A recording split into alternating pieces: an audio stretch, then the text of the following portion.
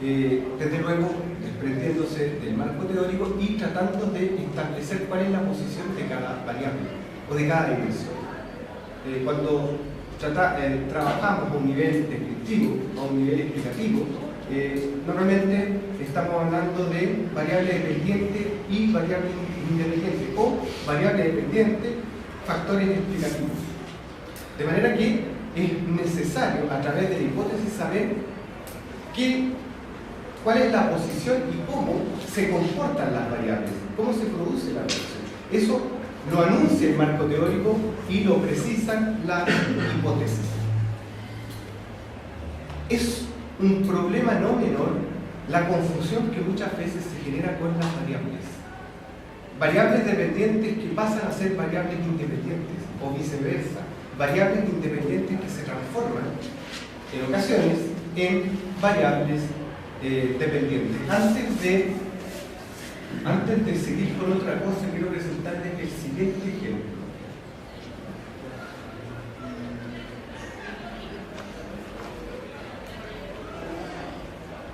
No lo incluí, parece.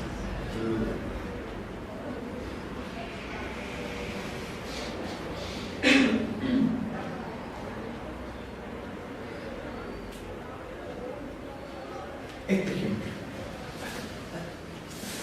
Fíjense la vinculación que se produce y la coherencia que debe haber entre las hipótesis y el tipo de variable que se utiliza, y al mismo tiempo en relación al nivel o a la unidad de análisis. Muchas veces se genera toda una discusión y una confusión cuando se tratan de definir los niveles de análisis. ¿Cuál sería la unidad de análisis de un estudio sobre movimientos sociales? ¿Es la organización o son los actores? Porque no es lo mismo. No es lo mismo estudiar el fenómeno organizativo, hay marcos teóricos para el fenómeno organizativo, que estudiar el comportamiento de los actores o la relación que se da entre los actores internamente. De manera que o hacia afuera. De manera que es siempre necesario definir las unidades de análisis, tal como aparece acá. Cuando se estudian países, el tipo de datos es muy distinto a cuando se estudian actores. Si se estudian elecciones, vamos a poder trabajar con tendencias generales. Vamos a poder utilizar los datos del servicio electoral. En cambio, si se estudia el comportamiento de los electores, ya los datos del servicio electoral nos sirven más que como antecedentes, pero nos sirven para llevar a cabo un análisis y para entender el comportamiento electoral. Para poder entender el comportamiento electoral, vamos a tener que acudir a encuestas preelectorales o postelectorales. De manera que no es lo mismo, a pesar de que podría eventualmente ser lo mismo. Estamos hablando de elecciones en los dos niveles, pero al definir la unidad de análisis, distinguimos o diferenciamos todo el resto: la estrategia metodológica, la interpretación o el tipo de marco teórico que va a requerir cada unidad. Pueden haber también, y de hecho se utiliza con mucha frecuencia, investigaciones de multinivel, sobre todo cuando se trabaja entre países, comparando países.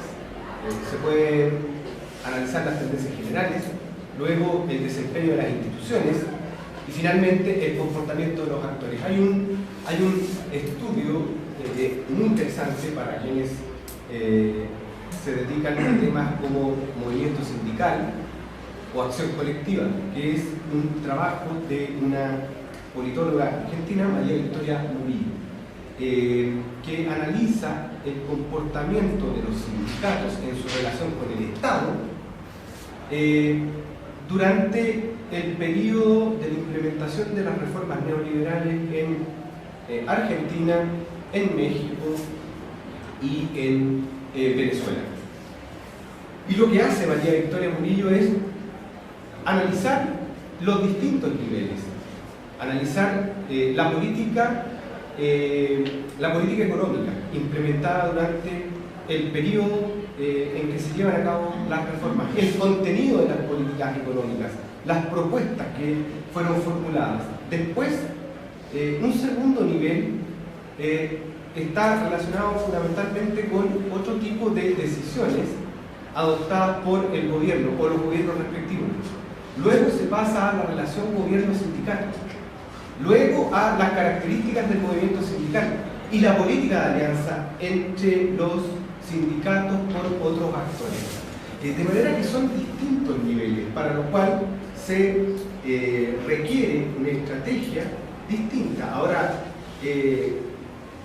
las investigaciones de multinivel se pueden, desde luego, asumir a partir de un solo marco teórico y una sola justificación de tipo metodológica, aunque se utilicen diferentes mecanismos y fórmulas para la producción de información o para el procesamiento de la información, aunque se utilicen métodos mixtos o investigaciones, técnicas de tipo cuantitativo y técnicas de tipo cualitativo.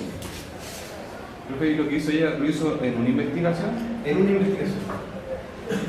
En una investigación compartida de los tres casos. Lo que interesaba ahí era qué ocurría con los sindicatos en el momento en que se implementaban las reformas neoliberales.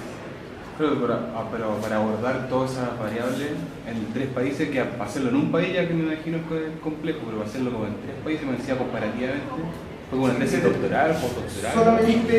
Solamente se pueden llevar a cabo ese tipo de investigaciones definiendo de manera adecuada las dimensiones de análisis. Y desde luego las unidades de análisis.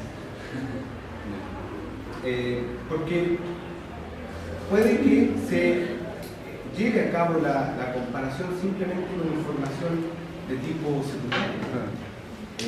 Quizás no es necesario entrevistar a los actores, aunque se recomiende. Va a depender de cuál sea la magnitud también de la investigación o de cuál sea el propósito de la investigación. Si es una investigación si fuera otra investigación que analizara simplemente aspectos bastante genéricos, cabe solamente trabajar con datos secundarios. Si va a profundizar, por ejemplo, en las relaciones al interior de los sindicatos, el modo en que despliegan la política de alianza, ahí está obligada a utilizar diferentes técnicas y diferentes estrategias también de producción y de análisis. Esta es la forma de operacionalización que se utiliza en sociología y en otras ciencias sociales. Partiendo de un concepto bastante amplio y difuso, como el concepto de felicidad. Cualquiera diría, el concepto de felicidad no es medible, pero es medible si es que se define de manera precisa y luego, a partir de esa definición, se distinguen las principales dimensiones. Cuando hablamos de dimensiones, todavía estamos hablando de un nivel teórico. Cuando hablamos de indicadores, ya hablamos de objetos más concretos. Ahí se ha producido la operacionalización. De lo que se trata en un ejercicio de operacionalización es llevar o establecer una relación directa entre los conceptos y los fenómenos que se pretenden observar o que se están observando. Pregunta, profesor, ¿cómo hacer que los indicadores no se instalen tanto del concepto de neoliberalismo? Porque uno se puede distanciar mucho y ahí no va a haber coherencia entre los indicadores propiamente tal y el concepto que uno pretende. Saber definir bien las dimensiones. Y esto lo podemos corroborar a través de los siguientes ejemplos. Concepto de desarrollo económico. Este podría ser el concepto de desarrollo económico que se manejaba en los años 50. Fíjense en el tipo de indicadores, en el tipo de dimensiones y en el tipo de indicadores. No importa la diferenciación de los indicadores. Hay dimensiones que pueden implicar varios indicadores o un par de indicadores, o bien un par de indicadores. Ahora, de lo que se trata es ser lo más exhaustivo posible. Lo más exhaustivo posible. Esto está dando cuenta de un nivel de exhaustividad bastante claro. Sin embargo, el concepto que se utilizaba en los años 60, que lleva a ese tipo de dimensiones, es un concepto que no tendría necesariamente validez en nuestra época. ¿Por qué razón? Porque ¿qué faltaría ahí? ¿Y qué se podría eliminar? Si habláramos de desarrollo económico hoy, ¿En términos de indicadores? de dimensiones, Sí. sustentabilidad ambiental o desarrollo humano, pero sustentabilidad ambiental sería algo obligatorio en una noción de desarrollo. Mientras que industrialización ya y todo lo que implica la industrialización pierde vigencia. Pierde vigencia el de instrucción, pierde vigencia algunos indicadores, como por ejemplo números de teléfono por habitante. O sea, ese dato hoy día es irrelevante. De manera que los conceptos también son adaptables a la realidad del momento. Capital social, alguien que esté estudiando acción colectiva, redes, capital social en estricto rigor, tendría que apuntar hacia este tipo de dimensiones que hablan o que dan cuenta de un nivel del vínculo interpersonal, pero también del vínculo con las instituciones. Por tanto, el concepto trata de barrer o trata de incluir las dimensiones más importantes que al menos indica la teoría.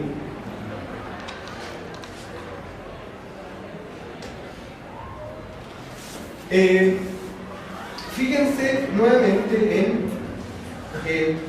la diferenciación entre unidades, variables, y las fuentes de datos.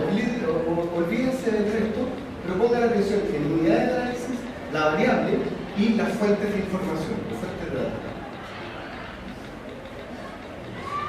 Es distinto, son estudios distintos, a pesar de que el tema es más o menos común, o podríamos decir, es el mismo tema con distintos problemas o con distinta problematización y desde luego con distintas preguntas de investigación.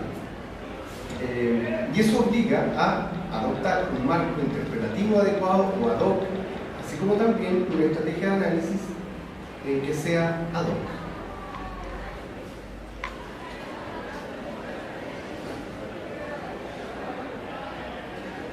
Algunos estereotipos que tienen que evitar entre análisis cualitativo y análisis cuantitativo. Pienso que a esta altura la competencia que existía entre cualitativista y cuantitativista está completamente superada.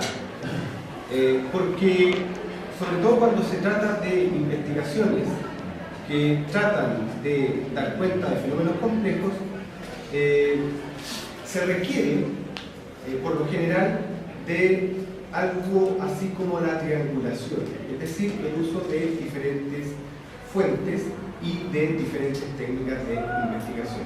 De manera que esta discusión entre cualitativo y cuantitativo, estos ecos de que lo cualitativo era lo crítico y lo cuantitativo más bien acrítico, está completamente superada. Por lo demás, si revisan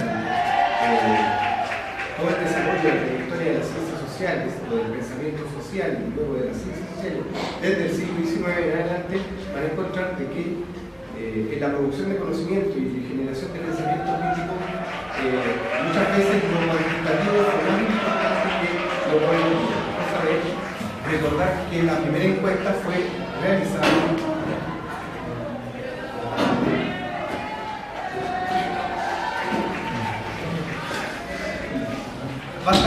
bastaría recordar que la primera encuesta fue realizada por Federico Engels en 1944 para estudiar la situación de los obreros de la ciudad de Manchester. Y eso se tradujo en el libro La situación de la clase obrera británica. De manera que todos estos estereotipos deben ser evitado. Desde luego, es necesario reconocer que existen diferencias entre lo cualitativo y lo cuantitativo, que son, digamos, insuperables o insoslayables, se deben asumir. Y esto, desde luego, permite pensar más bien en una idea de complementariedad y pensar también en la necesidad de estar siempre, sobre todo cuando se trata de estudios más o menos complejos, de estar incluyendo información de tipo cuantitativa, cualitativa, el uso de fuentes, el uso de información periodística, el uso de datos secundarios u otro tipo de información. Normalmente en la cultura sociológica, sobre todo en la Universidad de Chile, las metodologías son bastante tradicionales, ya lo dije.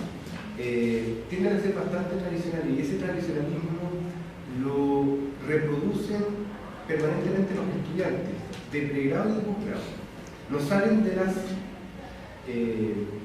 entrevistas, los focus y de las encuestas, a pesar de que las encuestas se aplican con menor frecuencia cuando se trata de tesis de magíster o de otro tipo. Sin embargo, hay una diversidad de fuentes que no están siendo consideradas y que podrían servir para análisis cualitativo como también para análisis cuantitativo. Recopilar y construir matrices de datos a partir de la información periodística, a través de registros X, diferentes tipos de registros. Crear una matriz de análisis cualitativo a partir de datos generales que se pueden recoger del censo o de otras fuentes. Entonces, normalmente los estudiantes no salen de estas técnicas más tradicionales. Y eso genera toda una dificultad desde el punto de vista del avance o del desarrollo de la propia disciplina. Se cae muchas veces en esta suerte de obstrucción o de lentitud en el desarrollo de la disciplina permanentemente. Porque no hay avance al no haber innovación con las técnicas de producción de conocimiento, de producción de información simplemente. Otras diferencias entre lo cualitativo y lo cuantitativo, y es hacia esto que quería llegar, hacia una investigación aplicada en la actualidad, que está en su segunda fase, en su segundo año, una investigación de 3 años, que podría perfectamente ser equivalente a una tesis doctoral o ya a una tesis de magíster, y que llevada a cabo solo hasta el momento con datos de tipo secundarios, específicamente con los datos que proporciona la Cámara de Diputados y el Senado en su sitio web respectivo. Nada más que con eso. Se pueden construir matrices o bases de datos realizando un procesamiento que sea obviamente útil para el desarrollo de investigación. Esta investigación es sobre grupos de interés y proceso legislativo en Chile. Es una investigación que busca en lo posible medir la incidencia que han tenido los grupos de interés en los procesos de toma de decisiones y que intenta desde luego identificar qué grupos de interés son los más influyentes. De manera que las preguntas de investigación, los objetivos están orientados hacia eso. Analizar y medir la capacidad de expresión que logran algunos grupos, o bien medir la participación y las características entre sí que presentan los distintos grupos de interés. Dicho sea de paso, a través de esa información logramos hacer un catastro, que no es un catastro, digamos, genérico, que dé cuenta de lo que está ocurriendo en toda la sociedad chilena, sino que es un catastro que da cuenta de lo que ocurre al interior del Congreso. Y lo que detectamos a partir de este catastro es que desde el año 2006 hasta el año 2014 han participado de la discusión legislativa, es decir, han asistido y han intervenido en las comisiones de la Cámara de Diputados y del Senado 988 grupos, organizaciones de distintos tipos, que van desde confederaciones empresariales o confederaciones sindicales hasta asociaciones de tipo ciudadana o de tipo vecinal. De manera que logramos hacer ese catastro de 988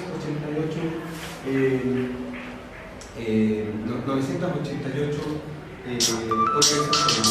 Esta es la pregunta inicial. Esta es la pregunta básica que está planteada acá en términos bastante simples, que nos formulamos para llevar a cabo o iniciar la investigación. Esta es la pregunta general: ¿quiénes participan y cómo influyen quienes participan en el proceso legislativo? Y establecimos a partir de esos dos objetivos. Ahora, paréntesis, en lo personal yo soy partidario de eliminar en las tesis y en cualquier trabajo de investigación la definición de objetivos. Lo único que hacen los objetivos es confundir, generar problemas en términos de la precisión y la definición de algo que no sirve mucho. Que sirve más bien para llevar a cabo actividades de planificación o de investigación aplicada, pero para producción de conocimiento, que es lo que ustedes van a tener que hacer con sus tesis, no sirve. Además que nadie respeta ciertas convenciones, como que un objetivo general no puede tener una cantidad excesiva de objetivos específicos. Normalmente, y esto está en los textos de planificación, incluso o de evaluación de proyectos, un objetivo general debe ser desagregado en alrededor de 4 objetivos específicos, no más que eso, porque de lo contrario estaríamos en presencia de más de un objetivo general. De nuevo, puede haber más de un objetivo general, así como también pueden haber varias preguntas de investigación y no solo una. Pero a veces, como les digo, lo de los objetivos ayuda poco. Lo que sí es importante es la pregunta o las preguntas de investigación. Y luego pasamos al nivel conceptual, el nivel teórico, y nos encontramos que la literatura más local o regional sobre los grupos de interés es prácticamente inexistente. Autores latinoamericanos que hayan abordado los temas de grupos de interés o de manera genérica, comparativa, prácticamente no hay. En Chile, los estudios sobre grupos de interés tienden a ser estudios más bien sectoriales y no necesariamente abordados a partir de lo que interesa acá, es la incidencia o el involucramiento de los grupos de interés en el proceso de toma de decisiones. Lo que se hace normalmente es caracterizar, describir lo que ocurre al interior de un grupo de interés, o lo que ocurre, ya ha ocurrido a lo largo de la trayectoria de algunos grupos, algunas organizaciones. Hay trabajos sobre la Sociedad Nacional de Agricultura, hay trabajos sobre los gremios empresariales, pero normalmente abordados de manera muy sectorial, sin entrar a contrastar la realidad de estas organizaciones con otras y cómo estarían incidiendo a nivel del proceso legislativo. Por tanto, tomamos literatura norteamericana y sobre todo europea. Y cuando digo europea, información y trabajo sobre los grupos de interés a nivel de la Unión Europea. Porque los grupos de interés, y esto está demostrado, son las organizaciones y las formas de representación más efectivas en relación, por ejemplo, a los partidos. Los partidos tienen escasa representación, además que no existen en estricto rigor europartidos. Las únicas organizaciones que se mueven de manera efectiva a nivel supranacional presionando al Parlamento Europeo o a los órganos ejecutivos de la Unión Europea, son los grupos de interés. De manera que tomamos esa literatura y tomamos también la literatura que ha surgido al interior de cada país europeo, sobre todo literatura danesa, literatura alemana, literatura de otros países de Europa Occidental, pero sobre todo literatura danesa y alemana, que es la que está descrita o al menos anunciada ahí. Estos son los autores más importantes, podríamos decir, los autores que son referencia de todos aquellos que abordan la temática del grupo de interés. ¿Profesor? Sí. Entonces, en su investigación, ¿cómo diferencia del grupo de interés estas personas que no necesariamente participan de un grupo de interés, pero son como expertos que van a exponer adentro de la cámara? Forman parte. Siempre De hecho, nos encontramos con situaciones al revisar la intervención, se los cuento muy rápido, nos encontramos con situaciones que nos generaron varios problemas para la clasificación, pero sobre todo con situaciones muy interesantes en términos de la presión, la incidencia. Por ejemplo, discusión sobre reforma laboral, donde asiste la jefa de recursos humanos de Falabella a nombre de los trabajadores. Entonces, todos sabemos que está discutiendo e interviniendo a nombre de la empresa, pero no a nombre de los trabajadores. Sin embargo, ella se presenta como representante de los trabajadores de las distintas tiendas de Falabella. Otra situación que es muy común es la presencia de estudios de abogados y de grupos de expertos que normalmente representan a organizaciones, por lo general organizaciones empresariales. Los empresarios, y lo vamos a ver a continuación, intervienen muy poco, participan mucho, pero intervienen muy poco. Normalmente delegan las intervenciones en los expertos. Sabemos que la discusión política se ha tecnocratizado en los últimos años, y esta tecnocratización está precisamente relacionada con la legitimidad que tienen los expertos frente a ciertos temas o al abordaje de ciertos temas. De manera que la representación ahí se torna más compleja, se torna difusa, compleja, porque también, obviamente, los grupos de profesionales intervienen de manera independiente. Ocurre con algunos grupos de expertos que intervienen de manera independiente o bien intervienen al interior de centros académicos independientes como Libertad y Desarrollo, el CEP y otros. Claro.